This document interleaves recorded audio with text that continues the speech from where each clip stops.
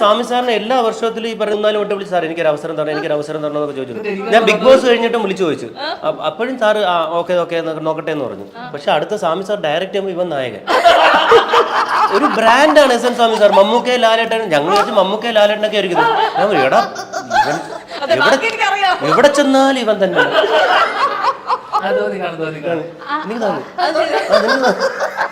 ആ സത്യമായിട്ട് സ്വാമി സാറിന് എന്ത് പറ്റിയെന്നുള്ളതല്ല,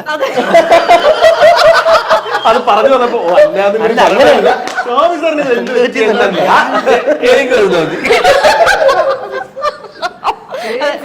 അല്ല അങ്ങനെയല്ല, സ്വാമി സാറിന് ഇത് എന്ത് പറ്റി? കാരണം പുള്ളി വലിയ വലിയ സ്റ്റാർസിനോ ചെയ്യുന്ന ഒരു അപ്കമിങ് ആക്ടർ.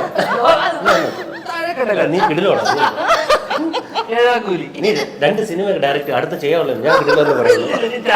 അല്ല ഈ സിനിമ ഡയറക്ടർ നിങ്ങളെ നായകനാക്കാനിരുന്നാ ഞാൻ